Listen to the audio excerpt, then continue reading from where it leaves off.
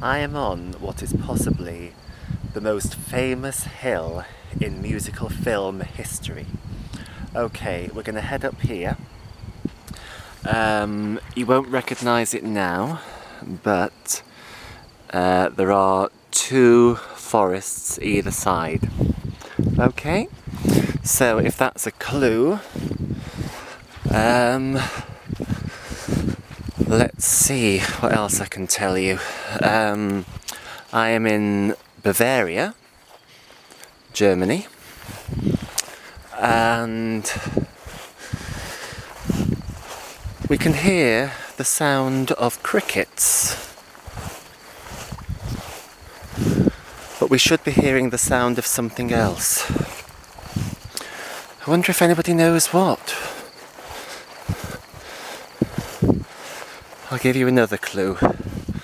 Robert Wise, the famous film director, has been in those trees. You can't see it completely, but this is the Untersberg mountain.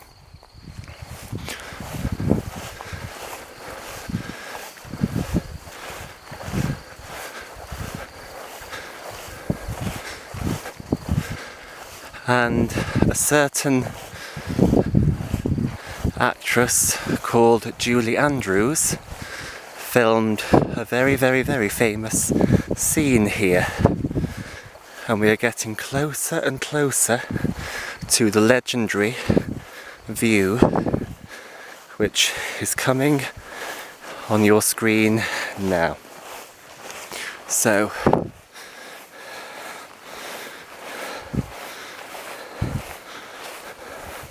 this wasn't here, by the way, this.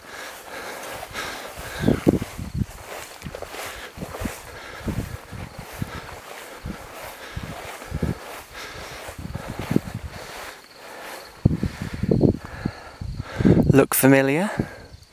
That is where Julie Andrews twirled during the opening scene of The Sound of Music. Wow. We are on possibly the most famous filming location in musical film history. This is the world of The Sound of Music. And there, exactly there, is where the legendary, much loved by everyone around the world, Julie Andrews spun and sung The Hills Are Alive.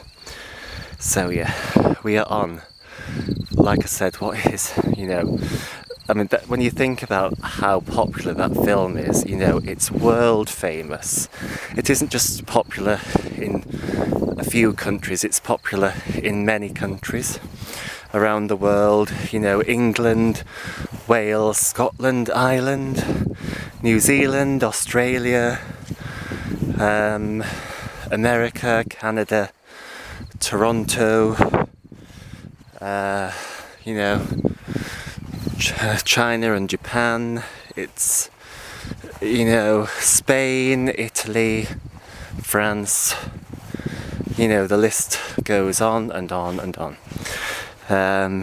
So, yeah, this wouldn't have been here when Julie Andrews was here. This is a new chicken hut.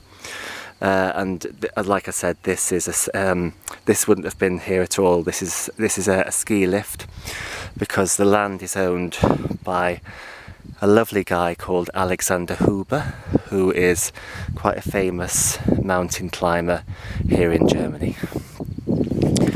And I'm staying with him and his wife at the moment in their property, which is just down there, which is a holiday property, by the way. In fact, there's quite a few holiday properties. There's one on that side, right down at the foot of the hill in the valley, and then there's another one over this way somewhere.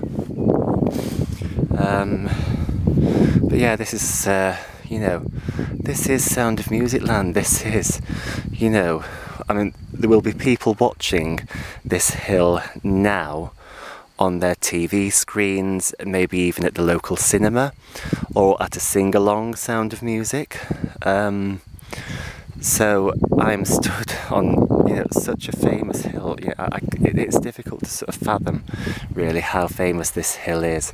And that is the view here where she runs off the hill. Because if you remember, after singing The Hills Are Alive, she then hears the bells of Nonnberg Abbey, which by the way are about 25 minutes away from here. So she'd have had a long run. So she runs off in this direction, exactly where I am stood right now, though the grass was a bit shorter for that particular shot. But then, if you remember, she forgets her wimple, runs back here, gallops all the way back here, grabs it with such aggression and force and goes, "Oh!" and then races off down here, down the hill to the farmhouse. Well, the farmhouse in real life, obviously in the film it's Nonnberg Abbey. But yeah, that's the famous view. There. It's amazing to be stood here, it really is. And as I said, those are the trees where the director Robert Wise went during the opening shot. He was camouflaged, and also Mark Brough, the choreographer, who came up with the idea for the spin, by the way, he was there as well, with his wife Dee Dee Wood. They are sadly no longer with us. I think Dee Dee Wood passed away last year, and Mark Brough has sadly gone, and Robert Wise died quite a few years ago. So, but the film is of course a wonderful, lasting memory, and something absolutely, as well loved as it could be, that they did. That they created something magical for us all. So, thank you, Robert Wise, Mark Brough, and Dee Dee Wood. I'm sure you are here in spirit. So yes, so I'm actually going to show you now what it looked like when she walked off, well, when she galloped off the hill. So grabbing her wimple, I don't know whether I dare run actually, because it's a bit steep in places. Maybe give it a go, I don't know. So let's pretend we've run back, grabbed our wimple, oh! And this is the route that she would have taken. Oh my god. And it's a bit wet and slippy as well.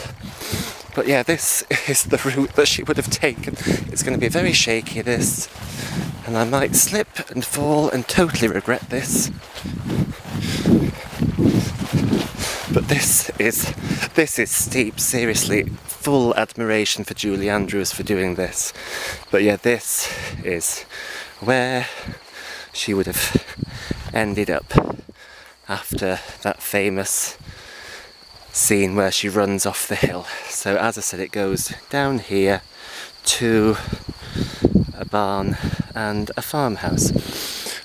So there we go. So that's the hill up there.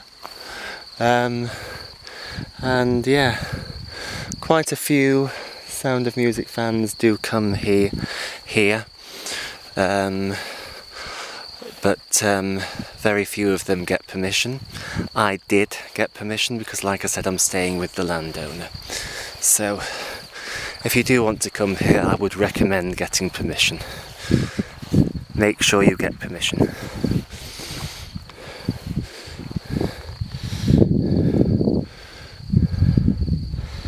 So there's the legendary view.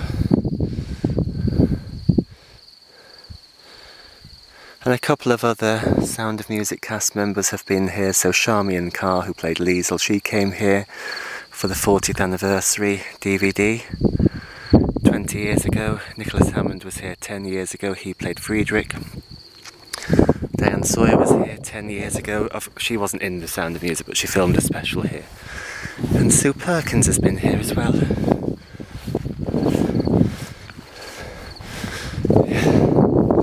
Guntersberg's clouding over.